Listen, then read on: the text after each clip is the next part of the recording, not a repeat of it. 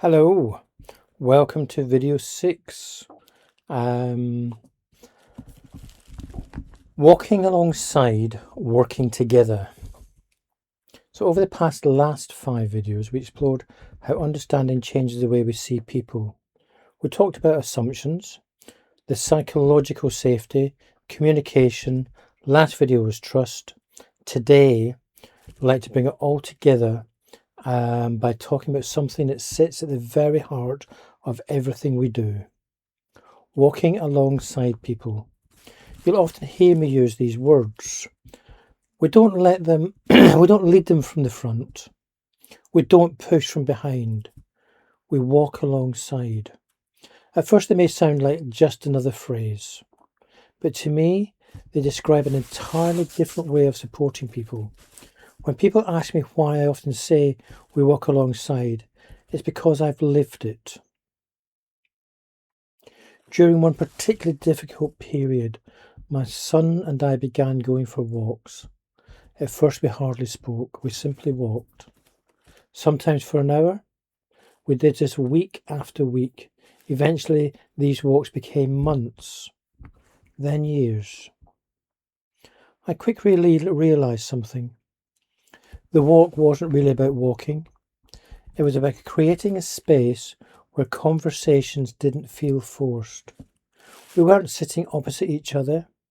There was no pressure to make eye contact. There was no expectation that we had to solve anything. We were simply spending time together. Eventually my son would begin talking, usually not about the things I wanted to discuss. He talked about things that interested him. Sometimes I have absolutely no idea what we were talking about. So I'd say, "I'm sorry, I just don't understand. Can you explain that another way?" Looking back, I realised something quite important. I spent years encouraging my children to say, "I don't understand," but they only learnt to say it because they first heard me say it. As the conversations continued, something else began to happen. My son would gradually move from talking about his interests to talking about the things that frustrated him, the things that made him angry, things that he couldn't make sense of. I didn't force those conversations. I couldn't. They happened when he was ready. Sometimes all I could do was listen. Sometimes I could offer another way of looking at the situation. And sometimes I simply had to say, "You're right, that wasn't fair." Unfortunately, it's also something neither of us can do or change anything today.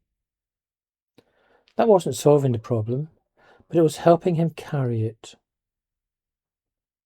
My daughter taught me the same lesson in a completely different way.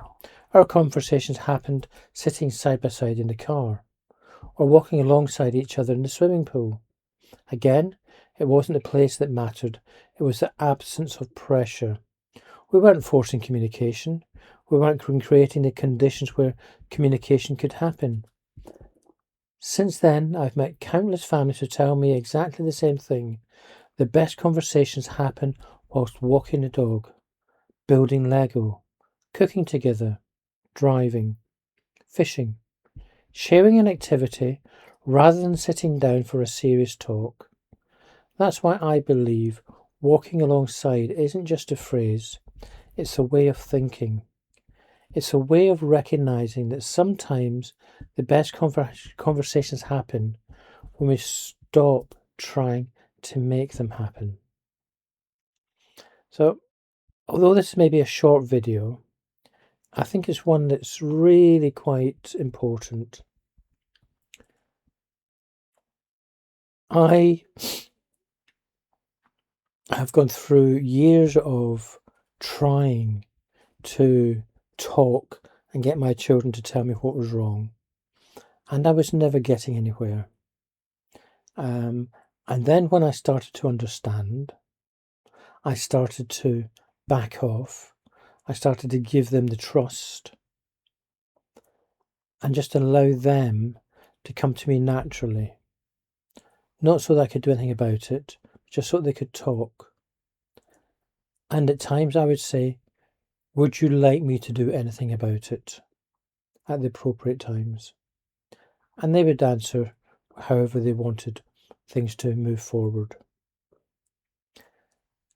It's information that really does work. I know a lot of parents that are doing this. If you haven't done it, trust in the system, because just taking pressure off, giving the time for your children to talk when they're ready to talk, but being in the place where they feel most comfortable or where they think is going to be better for them. My son hated walking until one day he wanted to go for a walk, and that changed everything. So again, let them lead you as to what is the best thing. And remember, it's their interests, not yours. I hope this has been helpful. I hope it was understandable. If it's not, let me know. I'd be really interested. Thank you very much for letting me share that. Bye bye.